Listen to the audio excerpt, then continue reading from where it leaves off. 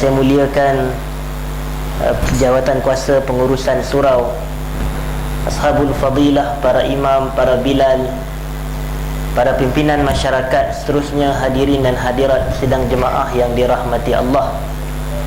Alhamdulillah, setinggi syukur kita panjatkan kepada Allah Azza wa Jal kerana pada malam ini kita terpilih sekali lagi untuk menghadiri surau kita ini bagi kita sama-sama menjalankan salat maghrib secara berjamaah.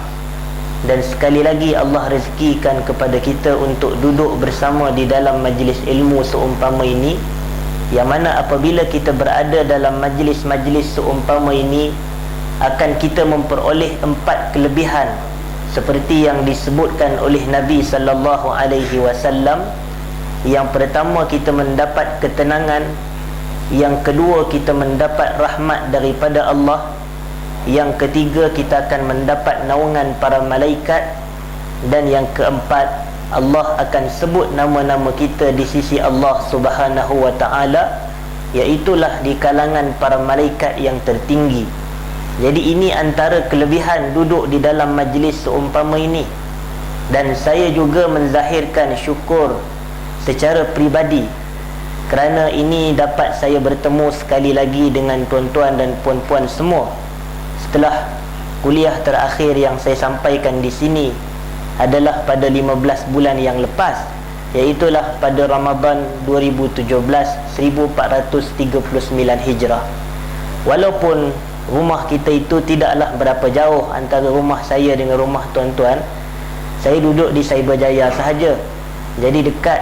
Tetapi takdir Allah Subhanahu wa ta'ala, maka selepas 15 bulan barulah kita dapat bertemu sekali lagi.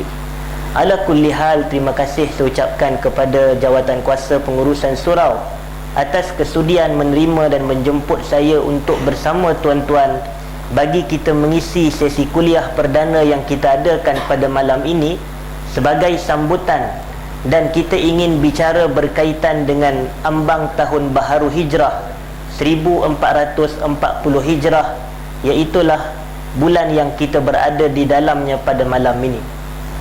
Hadirin dan hadirat sidang jemaah yang dirahmati Allah, bulan Muharram adalah bulan yang pertama daripada 12 bulan yang terdapat di dalam kalender hijrah itu. Kita apabila kita nak bicarakan tentang kelebihan-kelebihan bulan, maka saya rasa suka untuk saya jelaskan beberapa noktah penting terlebih dahulu supaya kita semua lebih jelas dan nampak apa yang ingin saya sampaikan pada malam ini. Yang pertama, Allah Subhanahu wa ta'ala, dia ada sebut di dalam Al-Quran, di dalam surah Al-Qasas ayat yang ke-68. Di dalam surah Al-Qasas ayat yang ke-68 Allah menyatakan, wa rabbuka yakhluqu ma yasha'u wa yakhtar. Dan Tuhan kamu, yakni Allah, dia telah menciptakan apa sahaja yang dia mahu dan dia melakukan pemilihan. Daripada ayat yang pendek itu kita dapat mengetahui bahawasanya ada 2 sifat perbuatan bagi Allah yang ditunjukkan melalui ayat tersebut. Perbuatan Allah yang pertama dalam ayat itu adalah khalaqa, Allah cipta. Dan perbuatan Allah yang kedua dalam ayat tersebut, ikhtar, Allah melakukan pemilihan. Menunjukkan apabila Allah cipta, maka dalam setiap makhluk-makhluk yang Allah cipta, pastilah Allah akan memilih pilihan-pilihan daripada jenis kategori makhluk tersebut sebagai pilihan yang terbaik. Itu secara teori. Dan kebiasaan kita ini apabila cakap berkaitan teori, maka kita tidak faham lebih daripada apa yang kita faham. Yang kita banyak faham bukan bicara apabila teori, tetapi kita berbicara berkaitan contoh. Saya ambil contoh dalam menyatakan kenyataan tersebut. Allah cipta manusia, dan manusia ini adalah makhluk Allah. Tetapi kita timbulkan persoalan, adakah setiap manusia yang telah Allah cipta daripada datuk kita dahulu Nabi Adam alaihi salatu wassalam sehinggalah kepada penghujung umat dari kalangan umat Nabi Muhammad, yang mana dia wujud pada saat-saat hampir berlakunya kiamat, maka daripada keseluruhan manusia itu semuanya adalah ciptaan Allah Subhanahu wa ta'ala. Kalau nak kira, maka jumlahnya pastilah tidak terhitung. Kalau kita kata jumlah penduduk bumi pada hari ini dari kalangan manusia sahaja, lebih daripada 7 bilion umat manusia itu sendiri. Bayangkan itu yang hidup pada tahun ini. Bayangkan apabila daripada zaman Nabi Adam kepada generasi berikutnya, maka pastilah lebih daripada puluhan bilion atau jutaan atau trilion manusia yang telah Allah ciptakan. Tetapi kita fikir, dari sudut semua manusia yang Allah telah cipta itu, adakah setiap dari kalangan mereka itu sama kedudukannya di sisi Allah? Dari sudut kemuliaan, dari sudut ketinggian darjat, adakah setiap kita ini sama di sisi Tuhan? Maka pastilah jawapannya tidak sama. Walaupun semua kita ini adalah makhluk Allah yang bernama manusia, tetapi kedudukan di sisi Allah setiap dari kalangan kita adalah tidak sama. Sebab itu kita nyatakan, daripada jumlah keseluruhan manusia yang Allah cipta, berapa ramai yang Allah pilih menjadi para nabi, untuk menjadikan darjat para nabi lebih mulia berbanding kita manusia biasa. Soalan ini ditanyakan kepada Nabi sendiri sallallahu alaihi wasallam. Ditanyakan oleh Abu Dzar Al-Ghifari, yang mana beliau tanya, "Ya Rasulullah, kam adadul anbiya'i war rusul?" Wahai Rasulullah, berapakah bilangan para nabi dan berapakah bilangan para rasul? Maka Nabi pun menjawab, bilangan para nabi keseluruhannya adalah seramai 124,000 orang. 124,000 orang. Tuan-tuan, cuba kita buat sedikit perbandingan, perkiraan antara 124,000 orang yang terpilih menjadi nabi dengan jumlah keseluruhan manusia yang telah Allah ciptakan. 124,000 ni banyak ke sedikit? Banyak ke sedikit, tuan-tuan? Sedikit. 124,000 per boleh jadi trilion manusia, maka pastilah dia sedikit, tak banyak. Menunjukkan yang Allah cipta banyak, tetapi yang Allah pilih tu sedikit sebagai para nabi. Dan daripada para nabi yang 124,000 orang itu, Allah buat lagi pemilihan siapa dari kalangan nabi-nabi tersebut yang turut bergelar sebagai rasul, yang turut bergelar sebagai rasul. Maka Allah pilih daripada para nabi untuk menjadi para rasul. Sebab itu kita adakan satu kenyataan bahawasanya setiap rasul adalah nabi, tetapi bukan semua nabi menjadi rasul. Ini semua kita tahu. Dan rasul yang terpilih dari kalangan para nabi, seperti yang disebut oleh Nabi alaihi salatu wassalam, adalah 300 wa bid'atu asyar, 300 dan juga bid'atu asyar. Kalimah bid'ah adalah 3 hingga 9 dalam bahasa Arab. Maknanya 313 orang hinggalah ke 319 orang yang terpilih menjadi para rasul. 313 dengan 124K, sedikit ke banyak? Makin sedikit. Daripada 313 hingga 319 orang rasul yang disebut nama mereka di dalam Al-Quran sebagai kitab terakhir yang menjadi petunjuk pada akhir zaman kita ini, hanya 25 orang sahaja daripada Adam sehinggalah ke Nabi kita Muhammad alaihi wassalatu wassalam. Dan daripada 25 orang rasul yang terpilih untuk bergelar sebagai rasul ulul azmi, rasul yang paling kuat ujian dan dugaan, yang paling tinggi kedudukan di sisi Tuhan, ada berapa orang? Ada 5 orang sahaja yang bergelar ulul azmi. Nabi Musa, Nabi Isa, Nabi Nuh, Nabi Ibrahim dan Nabi kita Muhammad alaihi wassalatu wassalam. 5 orang sahaja daripada 25 rasul yang disebut dan dirakam kisah mereka di dalam Al-Quran. Dan daripada 5 ini, pastilah yang paling terbaik satu-satunya adalah Nabi kita Muhammad alaihi wassalatu wassalam. Jadi tuan-tuan nampak tak turutan dia? Allah cipta dan Allah pilih. Dari kalangan manusia yang Allah cipta, satu-satunya manusia terpilih yang paling mulia dari kalangan keseluruhan manusia adalah Nabi kita Muhammad alaihi salatu wassalam. Itu selesai perbahasan makhluk kategori pertama, iaitu manusia. Allah juga menciptakan tempat.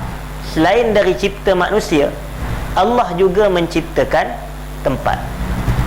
Semua tempat yang ada dalam planet kita ini, dalam galaksi, dalam bumi kita ini, semuanya adalah makhluk ciptaan Allah. Tetapi adakah setiap tempat yang ada dalam muka dunia kita ini sama kemuliaannya di sisi Tuhan? Pun jawapannya adalah tidak sama. Jawapannya adalah tidak sama. Dewan salat utama surau kita ini, dengan bahagian pekarangan parking kereta atau motosikal, berada pada kawasan yang sama, tetapi pasti yang lebih mulia adalah dewan salat utama. Antara surau kita ini dengan tandas yang berada bersebelahan surau atau di luar surau, mana lebih mulia di sisi Tuhan? Walaupun tempatnya adalah kawasan yang sama, di atas tanah yang sama, tetapi kemuliaannya di sisi Tuhan adalah tidak sama. Sebab itulah adanya perbezaan. Kalau kita salat di dalam Masjidil Haram, pastilah pahalanya tidak sama dengan salat di dalam surau kita ini. Kalau salat dalam Masjid Nabawi, pastilah tak sama dengan salat dalam masjid-masjid selain daripada itu. Sebab itu Nabi membuat satu perbezaan dengan sabda baginda, salatun fi masjidi hadha khairun min alfi salatin fi ma siwahu illa al-masjidal haram. Salat di dalam masjidku ini, kata Nabi, yakni Masjid Nabawi, lebih baik sebanyak 1000 kali ganda salat di masjid-masjid yang selain daripada Masjid Nabawi, kecuali Masjidil Haram. Kerana kita tahu dari sudut turutan, yang paling tinggi adalah pahalanya Masjidil Haram, 100,000 kali ganda mengatasi salat-salat di tempat yang lain. Kedua adalah Masjid Nabawi, 1000 kali ganda. Dan yang ketiganya adalah Masjidil Aqsa yang berada di Palestin. Harasahallah, mudah-mudahan Allah memelihara dan menjaga negara tersebut. Jadi kita katakan, hadirin dan hadirat, menunjukkan tempat-tempat ini sama sekali tidak sama kedudukan dan kemuliaannya di sisi Tuhan Azza wa Jal. Selesai perbahasan berkaitan dengan kategori pertama manusia. Kategori kedua yang kita sebut adalah tempat. Saya nak masuk dalam kategori makhluk ketiga, yang mana ia juga adalah ciptaan Allah Subhanahu wa ta'ala. Dia dalam memahami konsep akidah, selain Allah adalah makhluk. Itu sahaja kepahaman kita. Kalau kita kata, tuan-tuan tengok saya, bukan Allah, maka saya makhluk. Tengok rumah, ini bukan Allah, makhluk. Tengok pokok, bukan Allah, makhluk. Setiap selain daripada Allah adalah makhluk. Allah selain daripada menciptakan manusia dan tempat, Allah juga menciptakan dimensi masa itu sendiri. Maknanya Allah ciptakan masa, dan di dalam masa-masa yang telah Allah ciptakan, dia mempunyai beberapa kategori pembahagian dari sudut masa itu sendiri. Ada masa yang disebut sebagai tahun, ada masa yang disebut sebagai bulan, ada masa yang disebut sebagai minggu, ada masa yang disebut sebagai hari, ada masa disebut sebagai jam, ada masa disebut sebagai minit, dan ada masa yang disebut sebagai saat. Dan setiap daripada kita ini berada di dalam makhluk yang bernama masa tersebut. Setiap kita hidup dalam lingkaran masa masing-masing. Ada tempoh dan had umur yang tertentu. Kerana itulah kita menyatakan, hadirin dan hadirat, apabila masa disebut sebagai makhluk, pastilah masa-masa tersebut tidak mempunyai kedudukan dan kemuliaan yang sama di dalam jumlah keseluruhan masa yang telah Allah ciptakan.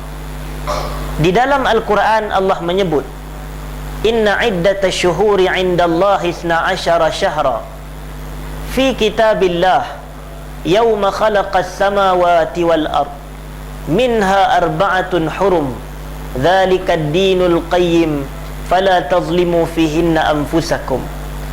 Yang membawa erti terjemahan seperti berikut. Sesungguhnya pada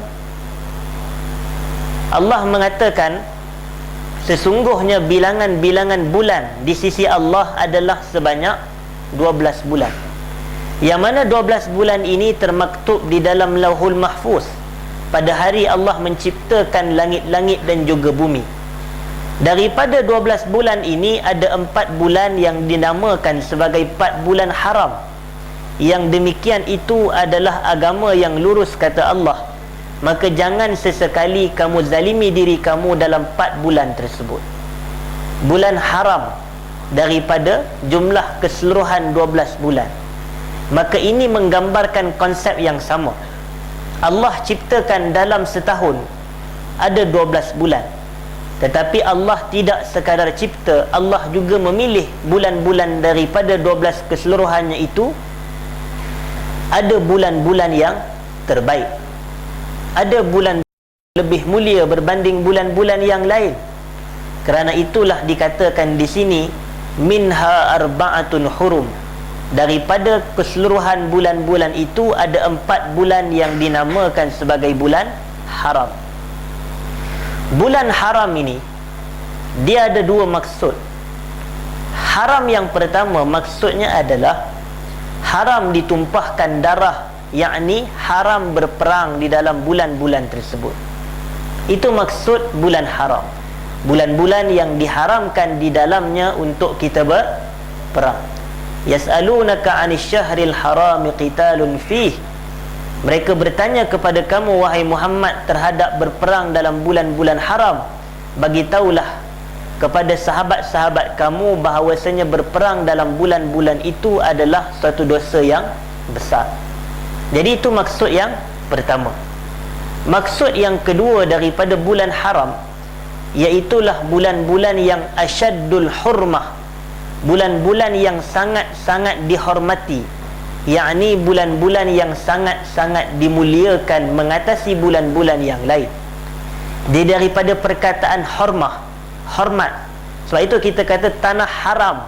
Bukanlah maksud haram kita pergi situ, tapi tanah yang bersangatan mulia, tanah yang sangat dihormati, dan tanah yang macam-macam lagi lah berdasarkan maksud haram yang telah saya ceritakan sebentar tadi. Maka ada 2 maksud utama daripada bulan-bulan haram. Pertama, haram berperang di dalamnya. Kedua, bulan-bulan yang sangat dihormati mengatasi bulan-bulan yang lain. Hadirin dan hadirat yang dirahmati Allah, kita dah tahu bulan haram ada 4, dan kita dah tahu apakah definisi bulan haram. Tetapi kita nak masuk kepada pengetahuan yang baru, bahkan revisi kepada pengetahuan yang lama. Apakah bulan-bulan yang disebut sebagai bulan haram tersebut? Bulan apakah yang dikategorikan sebagai bulan-bulan haram? Maka kita katakan jawapannya adalah seperti berikut. Yang pertama, bulan haram yang pertama mengikut kalender hijrah adalah bulan Muharram yang kita berada di dalamnya pada saat ini. Yang kedua adalah bulan Rejab. Yang kedua adalah bulan Rejab. Yang ketiga adalah bulan Zulkaidah.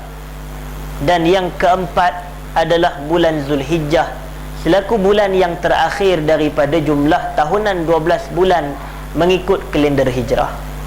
Maka ini 4 yang saya ulang: Muharram, Rejab, Zulkaidah dan Zulhijjah. Lalu ada orang mungkin dia tertanya, dia kata, Ustaz, kenapa bulan Ramadan tak termasuk dalam bulan haram? Apa jawapan yang tuan-tuan boleh bagi? Kenapa Ramadan tak termasuk dalam bulan-bulan haram? Pertama, saya kata tadi, bulan haram ni definisi pertama dia apa? Haram untuk berperang. Dan tuan-tuan cek sejarah dan sirah, ada ataupun tidak peperangan yang berlaku dalam bulan Ramadan pada zaman Nabi? Maka jawapannya ada. Iaitulah bulan Ramadan berlakunya peperangan Badar. Disebabkan itu kita menyatakan, hadirin dan hadirat, sebenarnya Ramadan dia tak termasuk dalam bulan haram. Tetapi itu tidak bermakna bulan Ramadan tidak dihormati, dan itu tidak bermakna bulan Ramadan tidak dimuliakan.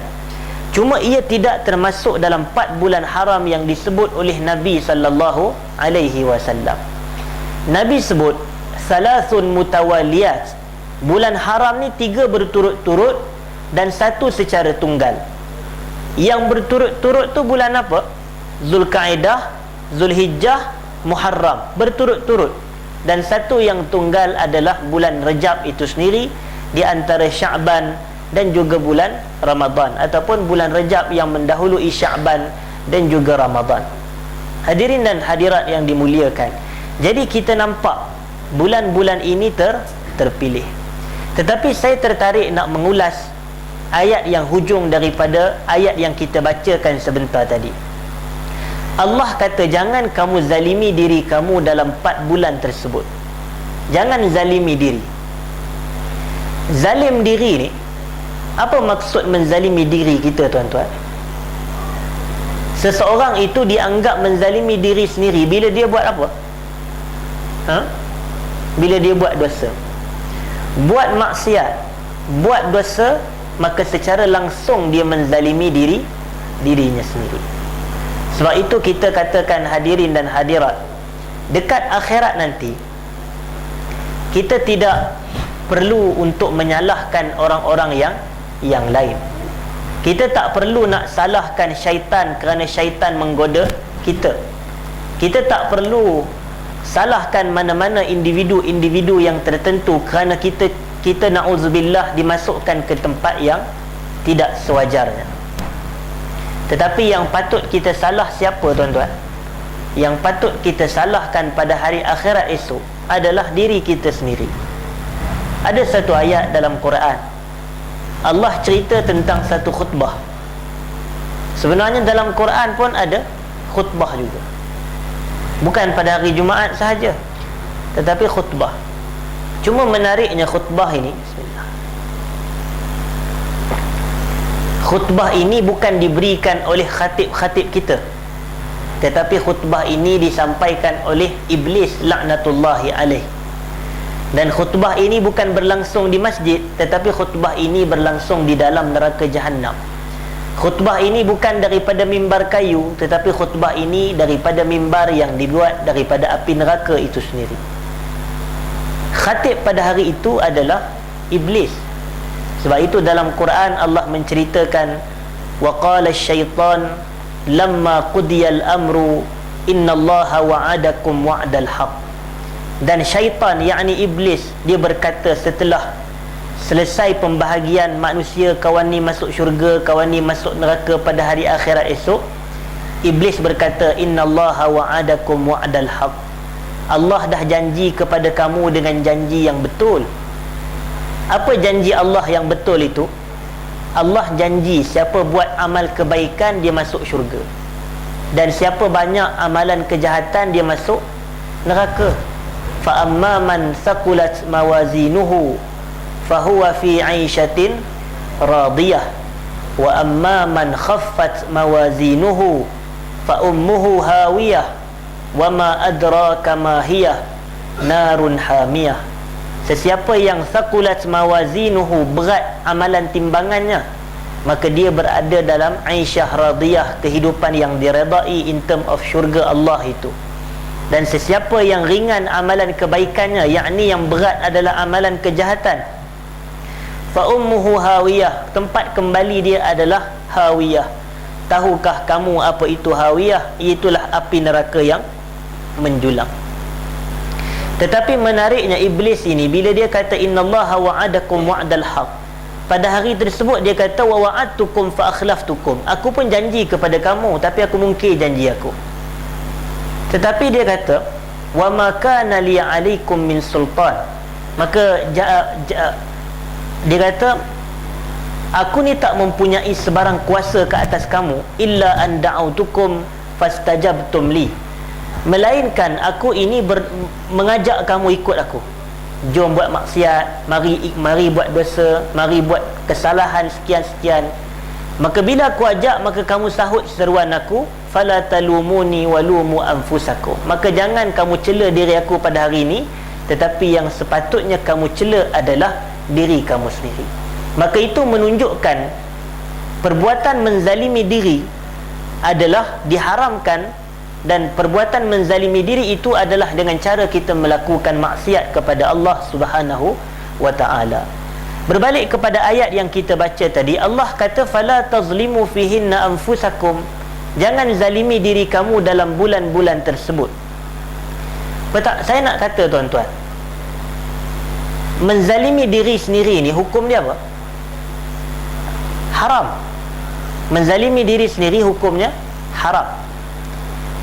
Menzalimi diri sendiri dalam 8 bulan yang lain selain daripada 4 bulan haram, hukum dia apa? Haram juga. Tetapi kenapa Allah spesifikkan larangan ini dengan menyatakan jangan zalimi diri kamu dalam 4 bulan tersebut? Kalau orang yang literal, dia kata macam ni, kalaulah 4 bulan ni jadi larang, maknanya yang lain-lain tu bolehlah ustaz saya buat perkara menzalimi diri. Ini orang yang sekadar dia panggil sebagai pembaris. Kenapa pembaris? Sebab dia lurus bendoi.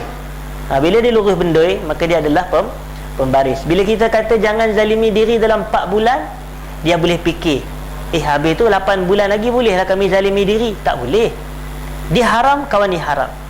Cuma Ibn Abbas radhiyallahu anhuma dia sebut bahawasanya daripada ayat ini menunjukkan dosa-dosa yang kita lakukan dalam bulan-bulan haram adalah lebih dibesarkan di sisi Allah berbanding dosa yang kita buat dalam bulan-bulan yang lain. Dosa yang tuan-tuan buat dalam bulan Muharram lebih besar daripada dosa yang tuan-tuan buat dalam bulan Safar, meskipun perbuatan tersebut adalah perbuatan yang sama.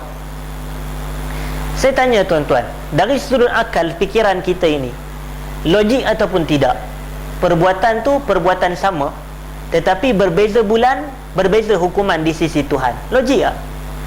Buat dosa dalam bulan Muharram tak sama dengan buat dosa dalam bulan Safar, meskipun perbuatannya adalah perbuatan yang sama, kerana dosa lebih dibesarkan dalam bulan Muharram.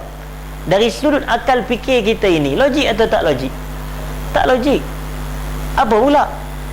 Perbuatan-perbuatan sama. Tetapi saya nak bagi daripada pemikiran yang kata tak logik, saya nak bagi dia jadi logik. Lihat tuan-tuan, saya nak bagi dia jadi logik. Logiknya tadi kita cerita berkaitan dengan Allah cipta manusia dan Allah pilih manusia-manusia terbaik. Kita cerita Allah cipta tempat dan Allah pilih tempat-tempat yang terbaik. Baik, saya ambil contoh satu. Kalau tuan-tuan maki saya, tuan-tuan kata apalah Ustaz Fahmi ni, nama saya Fahmi yang bukan Rosli. Rosli itu pak saya.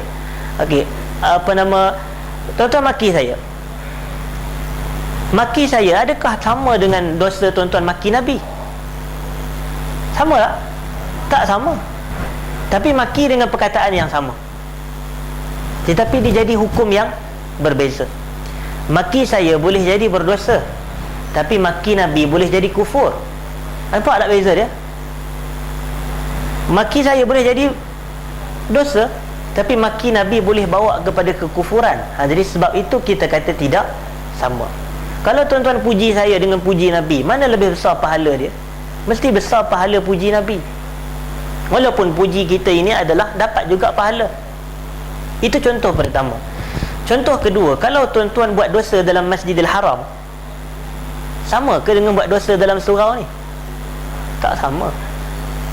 Kalaulah dalam surau kita ni duk merokok, tapi dalam Masjidil Haram merokok lagi teruk. Ini dalam Masjid Nabawi buat dosa dan maksiat, lagi besar dosa dia.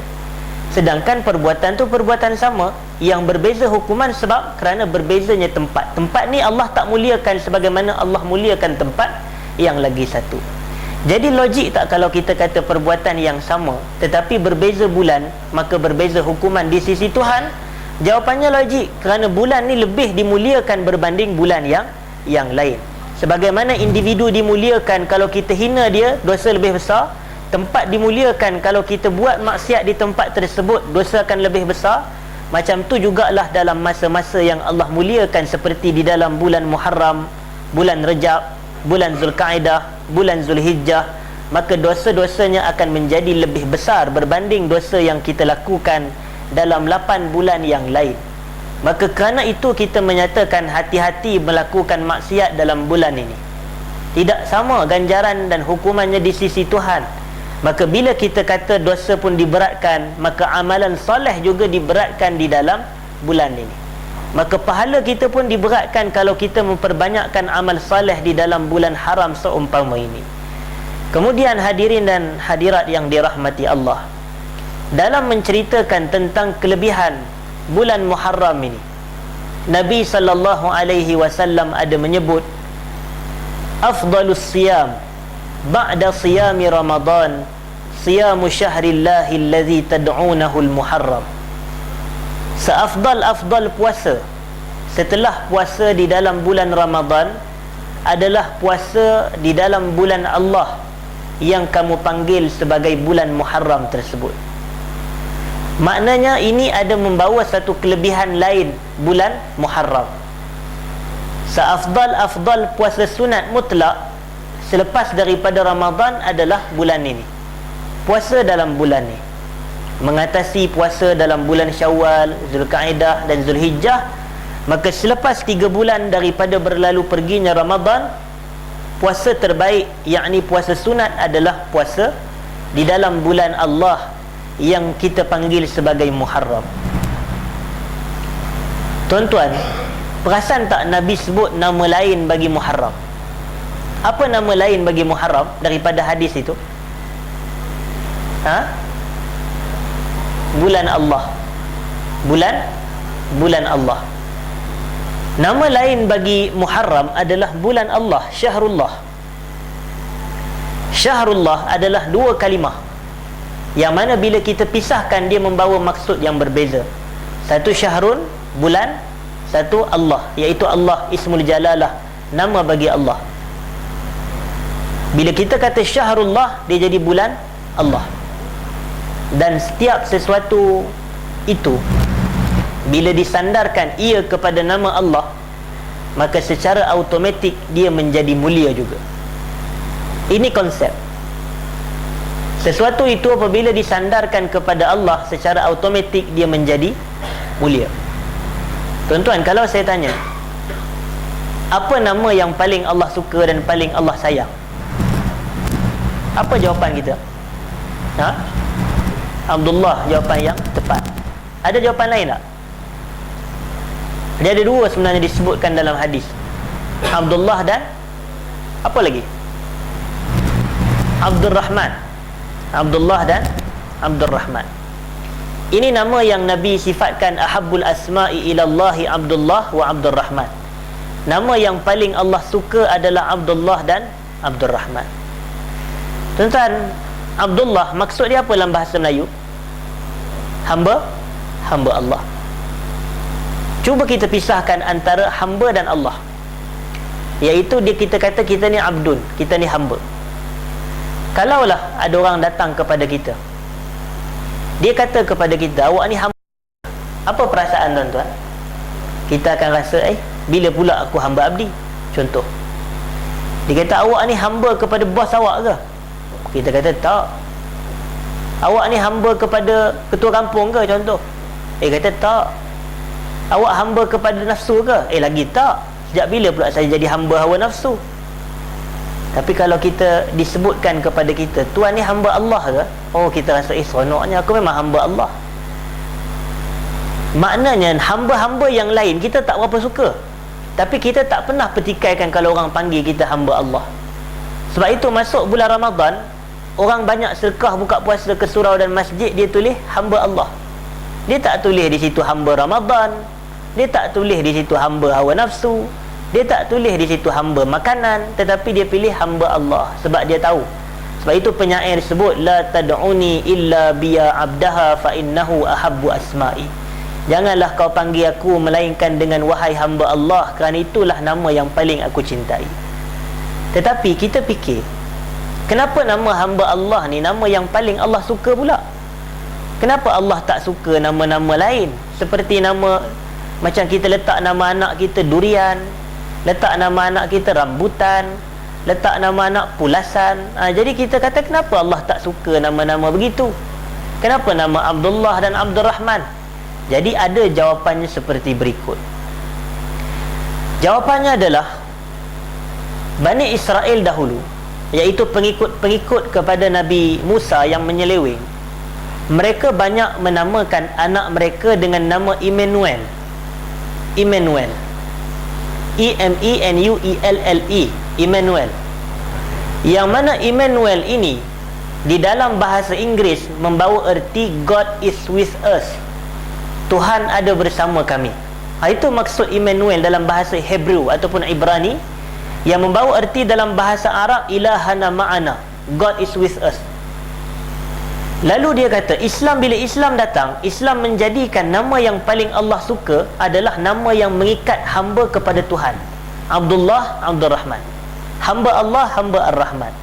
Supaya bayi ini apabila dia membesar dalam keadaan dia tahu kebersamaan dan keterikatan nama Allah dengan pribadi diri dia. Jadi kalau dia nak mencuri, nama aku hamba Allah, nak mencuri pun jadi tak sedap. Dia nak berzina, wala'iyazubillah, nama aku Abdul Rahman, tak sedap jadinya, tak elok. Macam kita pakai jubah, pakai serban, pergi piwit ke orang perempuan, sedap tak? Macam kita pakai janggut, pakai semua elok, comel apa semua, masuk disko, elok ke? Dia jadi tak sedap, sebab kita terikat dengan pakaian agama. Macam tu juga bila terikat dengan nama Allah, Abdullah, Abdul Rahman, jadi nak buat maksiat tu dia jadi macam, rasa tak seronok. Jadi sebab itu kita kata, hadirin dan hadirat, berbalik, bila dinamakan bulan kepada Allah, maka bulan itu pastilah mulia kerana dia disandarkan kepada Allah. 11 bulan yang lain tidak pernah disebut dalam mana-mana hadis yang sahih sebagai bulan Allah. Satu-satunya bulan yang dinisbahkan sebagai bulan Allah adalah bulan Muharram. Jadi kita kata itu terpilih. Dan dari sudut kategori puasa, hadirin dan hadirat, kita menyatakan bahawasanya puasa dalam bulan ini, walaupun setelah hampir separuh berlalu daripada bulan Muharram, kita berada pada hari yang ke-18. Kita kata, tuan-tuan, puasa itu ada pelbagai kategori dalam bulan ini. Kita boleh sahaja puasa sunat Isnin dan Khamis dalam keseluruhan bulan ini, ataupun kita puasa pada hari-hari yang dinamakan sebagai Ayyamul Bid, hari-hari putih. Puasa pada hari-hari putih. Hari-hari putih ini dinamakan putih kerana apa?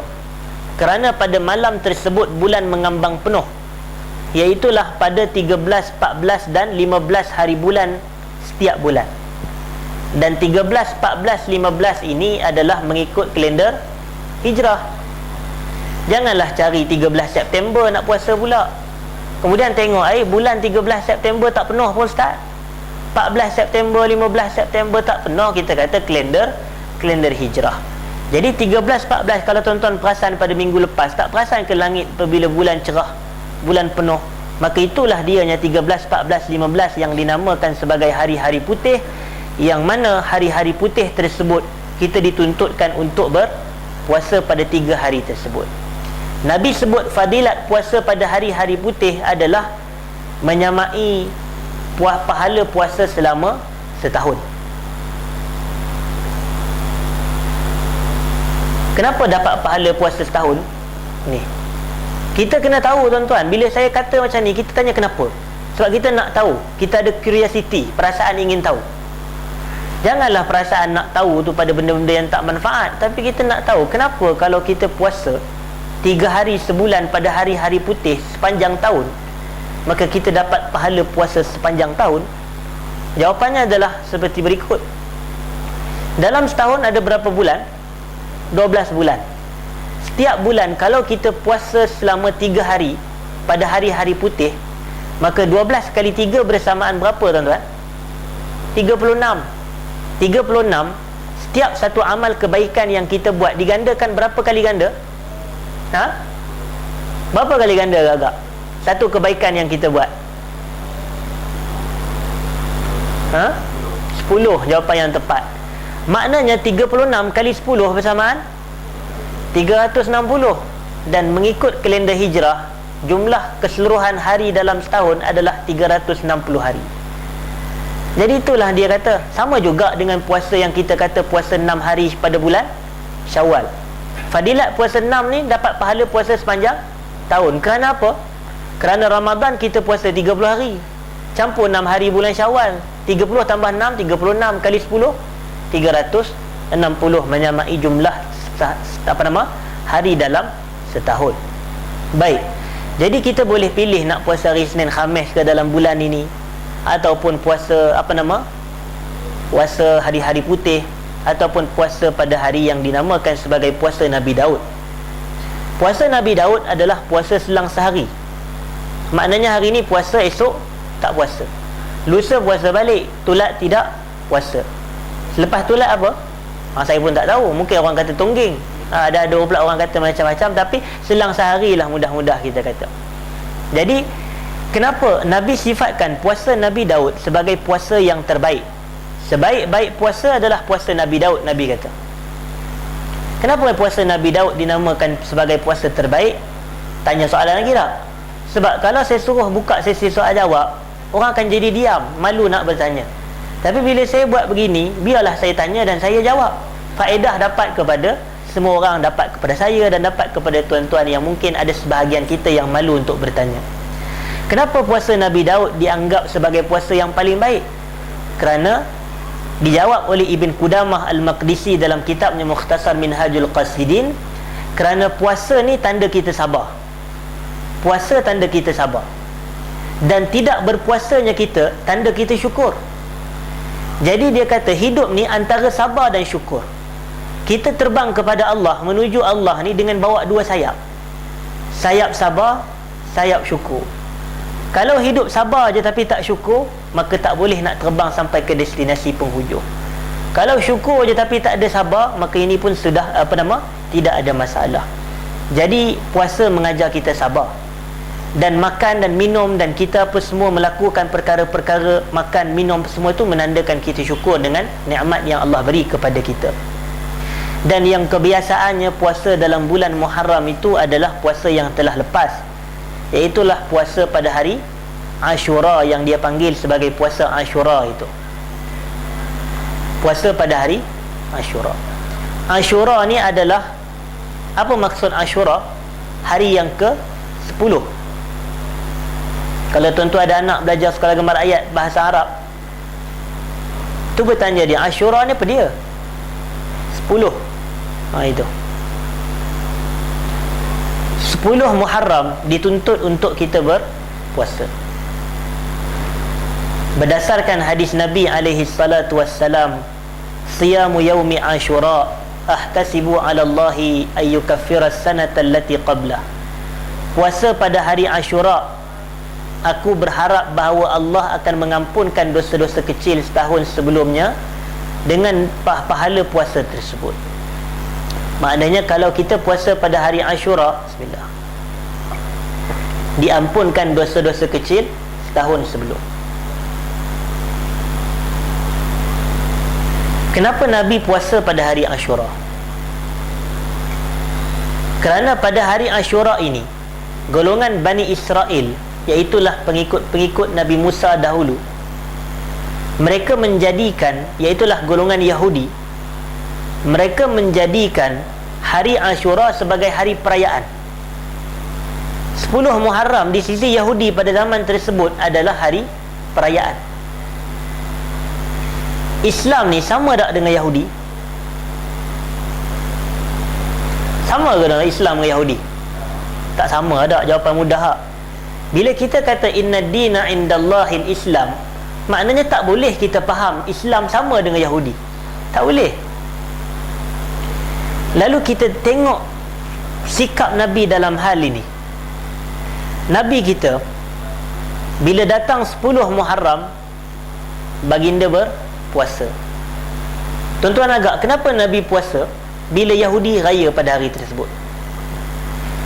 Agak-agak kita kenapa? Kawan tu raya tapi Nabi puasa. Sebab Nabi punya prinsip adalah untuk menyelisihi Yahudi.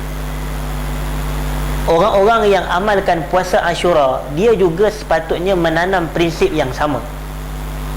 Janganlah sekadar puasa Ashura tapi perangai, orang kata perangai Yahudi. Jangan. Dia kata awak ni walaupun puasa Ashura perangai macam Yahudi. Contoh, kita pun tak tahulah perangai macam Yahudi tu apa maksud dia. Tetapi kenapa macam perangai teruk sangatlah, pasal apa? Dia macam bukan perangai orang Islam. Jadi kita kata, tuan-tuan hadirin dan hadirat, nampak kita kata semangat Nabi. Bila Yahudi raya, kita puasa. Punya nak menunjukkan kita kena menyelisihi Yahudi. Menyelisihi Yahudi ni pada part apa?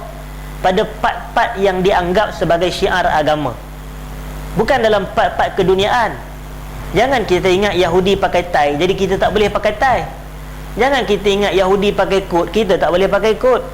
Jangan kita ingat Yahudi pakai kereta Mercedes, kita tak boleh pakai Mercedes, kerana itu urusan duniawi. Jangan kita ingat Yahudi pakai rumah batu, kita kena pakai rumah tanah liat. Tak boleh.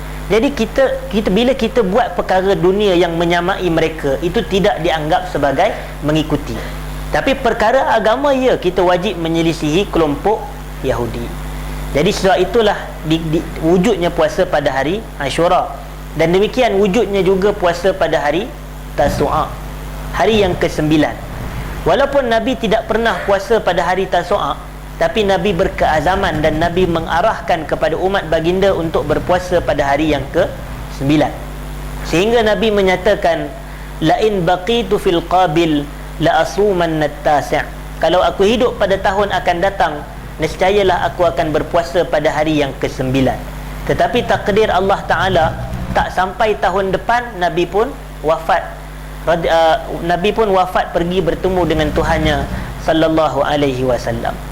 Jadi itulah secara sedikit asal usul kenapa kita puasa pada hari Ashura dan kenapa kita berpuasa pada hari Tasu'a. Sebagai kesimpulan dan penutup, menjadikan tazkirah ini sebagai penutup,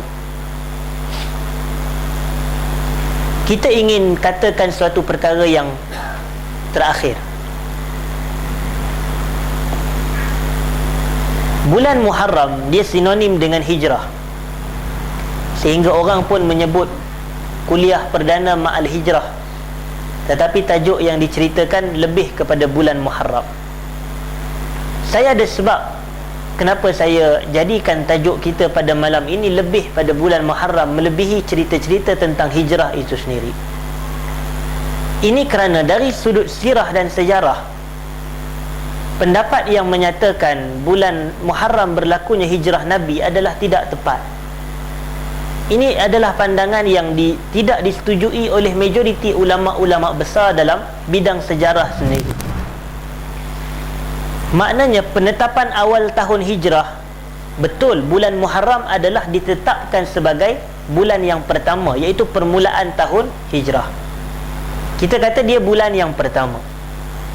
Tetapi penetapan hijrah dan penetapan tahun baharu ini bermula daripada zaman siapa? Dia bermula dari zaman Sayyidina Umar. Sayyidina Umar, dia tak bermula pada zaman Nabi. Jadi dia bermula pada zaman Sayyidina Umar. Umar yang mula-mula letak Muharram sebagai bulan yang pertama. Tuan-tuan, agak-agak kenapa bulan Muharram dipilih oleh Sayyidina Umar? Tanya soalan lagi. Jawapannya, kerana bulan Muharram, bulan yang semua urusan-urusan penting umat Islam telah selesai. Apa urusan penting tersebut? Dalam bulan Ramadan, orang sibuk untuk berpuasa.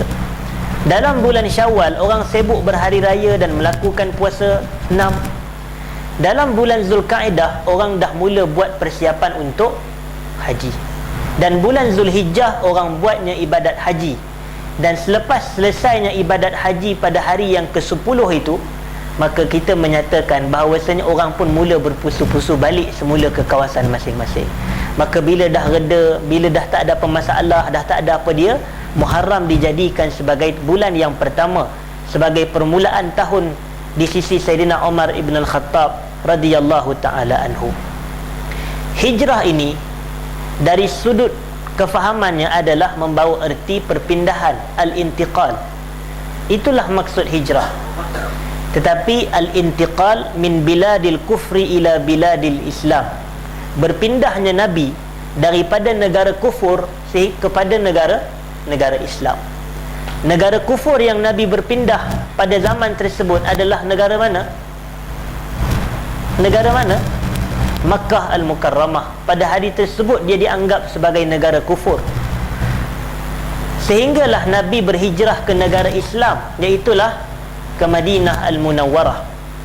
Tetapi apabila berlakunya proses Fathu Makkah, pembukaan kota Makkah, yang Allah sebutkan iza jaa nasrullahi wal fath wa ra'aitan nasa yadkhuluna fi dinillahi afwaja, itu maka negara Mekah dianggap sebagai negara Islam. Maka datanglah Nabi punya penafian. Nabi kata la hijrata ba'dal fatah, tidak ada hijrah dah selepas pembukaan kota Mekah.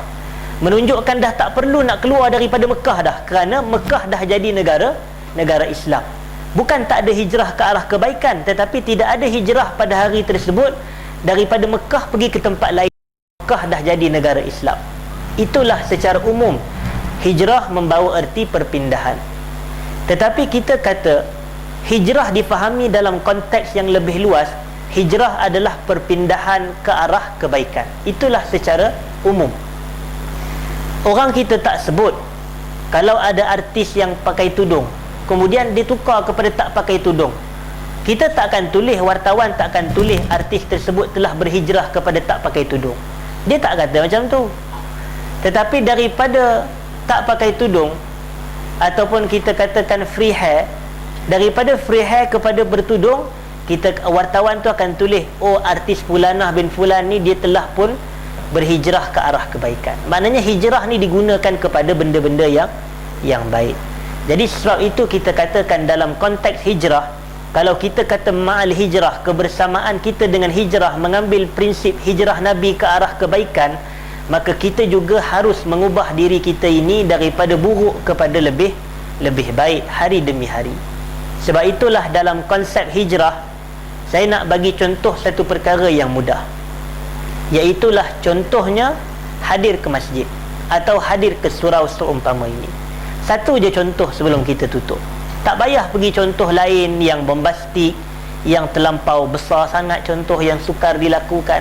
Kita ambil contoh hadir ke masjid. Kita hadir ke masjid ni ada 3 kategori manusia. Kategori yang pertama, dia hadir ke masjid sebelum azan berkumandang. Belum azan dia datang dah ke masjid. Lalu orang tanyalah, sebab apa datang masjid? Sebab saya tok siap, contoh. Tapi itu cerita lain lah. Sebab dia kata kalau saya tak datang masjid, siapa pula nak buka kunci masjid ni, contoh. Tetapi kita, walaupun kita bukan tok siap pun, walaupun kita bukan Bilal, kalau kita boleh menjadi yang terbaik adalah hadir awal ke masjid, sebelum azan pun. Saya masih ingat masa saya belajar dahulu, ada seorang khatib dia sebut atas mimbar, dia kata azan ni adalah peringatan bagi orang yang lalai, dia kata. Dan aku minta perlindungan Allah daripada jadi orang yang lalai, sebab tu dia datang sebelum azan lagi dia datang. Nampak sampai tahap begitu. Sebab azan ni panggil orang, tapi dia ni sebelum dipanggil dia datang dah. Macam tu. Itu kategori yang pertama, yang terbaik. Yang kedua, kategori kedua, ada orang ni datang masjid time iqamah, azan kedua. Rumah dia dekat masjid, dia dengar dia bisik ke tepi tingkap, dia tengok dah qamat belum? Apa dah qamat belum, baru dia datang ke masjid. Dan ada orang yang ketiga, kita kata, atau saya minta maaf, yang kedua ni dia datang time azan, maknanya selepas azan dia datang. Dan kategori yang ketiga, dia datang semasa iqamah. Maknanya kawan ni, yang pertama dia datang sebelum azan, yang kedua dia datang selepas azan, yang ketiga dia datang selepas dia mendengar iqamat. Ini ketiga-tiga yang kita patut tanam dalam diri kita. Walaupun saya kata tadi ada 3 kategori, tapi sebenarnya ada lagi kategori yang keempat. Apa kategori yang keempat? Dah azan tak datang masjid. Itulah kategori yang keempat. Tapi saya kata tuan-tuan, tak apalah, mungkin dia solat di rumah, cuma saya nak cerita yang terbaik ada 3 ni. Sebab itu kita kata dalam ikut turutan dalam bahasa Inggeris, dia ada good, dia ada better, dan dia ada best. Good ni bagus, baik, tapi dia ada yang lebih baik, dan dia ada best yang paling baik. Jadi sebab itu kita kata tuan-tuan hadirin dan hadirat, maka kita jadilah seumpama ini. Biar hadir awal ke masjid hari demi hari, penuhkan, imarahkan, tambahkan jemaah kita di sini, supaya kita punya kehidupan ini makin lama makin baik. Percaya atau tidak, kehidupan ni nak jadi orang baik, kena ramaikan diri kita kawan dengan orang-orang baik yang berada di masjid dan surau. Kita tak kata semua kita ni baik, tapi antara ciri-ciri yang Allah nak kebaikan seseorang itu adalah dengan cara Allah hadirkan dia ke masjid dan surau. Sedangkan ramai lagi tak terpilih. Macam saya kata tadilah, tuan-tuan semua manusia, tapi yang Allah pilih nak hadir ke surau ni siapa dia? Semua ke? Sedikit sahaja. Sedikit sahaja. Jadi inilah dianya perubahan hari demi hari. Sepatutnya ia menjadikan diri kita ini ke arah kebaikan. Tetapi perubahan yang paling penting adalah perubahan apa, tuan-tuan? Saya nak ambil kepada satu kata-kata kata-kata hikmah pada pandangan saya lah. Dia kata, semasa aku muda, aku ada cita-cita. Aku nak ubah dunia. Cita-cita. Tetapi apabila aku berusia 30-an, aku mendapati sukar sebenarnya aku nak mengubah dunia. Maka aku pun menjadikan skop perubahan itu adalah aku nak ubah negara aku sendiri. Sampailah ke umur 40-an, dia mendapati susah nak ubah negara ni. Dengan macam-macam sistem yang ada dalam negara, maka sukar untuk dia diubah. Maka sampai dia mengecilkan skop dia itu dengan dia kata, tak apalah, aku nak ubah masyarakat aku sahaja. Sampai umur 50, dia tengok nak ubah masyarakat, dia jadi susah lagi. Dia kata masyarakat ni pelbagai, orang kata macam-macam PL, macam-macam ragam dan macam-macam keadaan, banyak benar kerenahnya. Lalu dia kecilkan skop. Dia kata tak apalah, aku ni dalam masa 50-an ni, target aku nak mengubah biarlah keluarga aku sahaja. Tapi dah umur 60-an, keluarga pun dia tak boleh ubah. Maka dalam tempoh 60-an ke 70-an itu, dia kata, rupanya aku terlupa satu perkara. Perkara paling pertama patut aku ubah adalah diri aku sendiri. Tapi dah umur 70-an, apa nak ubah dirinya? Contoh, orang kata dah makin mengakar, dah makin kalau kita tak berubah daripada awal. Sebab itu perubahan bermula daripada diri sendiri. Bila diri kita bagus, barulah dia akan membiak dan membesar kepada keluarga. Bila keluarga kita baik, maka kita akan menjadi keluarga yang membentuk masyarakat yang baik. Bila masyarakat baik, maka negara menjadi baik. Apabila baiknya negara-negara, maka akan baiklah dunia secara keseluruhan. Jadi sebab itu kita kata hijrah bermula, kesimpulannya melalui diri sendiri. Saya merasakan cukup sekadar itu, kerana kita pun telah hampir sejam tazkirah kita sebagai kuliah perdana pada malam ini. Sengaja saya jadikan kuliah pada malam ini lebih lama daripada kebiasaan, kerana kalau tak lama tidaklah dinamakan sebagai kuliah khas, kalau tak lama tak adalah dinamakan sebagai kuliah perdana. Jadi disebabkan itulah kita terpaksa bertahan sedikit dan bersabar sedikit pada malam ini. Walaupun makanan memanggil-manggil di luar sana, tetapi kita isilah perut kita dengan ilmu-ilmu terlebih dahulu. Mudah-mudahan ada manfaat yang boleh kita amalkan.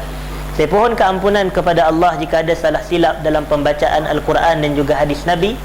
Saya pohon maaf kepada tuan-tuan jika ada terkasar bahasa dan tersilap bicara. Jika ada maklumat dan fakta yang saya sampaikan tidak tepat, maka saya alu-alukan pembetulan dan teguran. Aqulu qawli hadza wa astaghfirullahal azim li wa lakum. Assalamualaikum warahmatullahi wabarakatuh.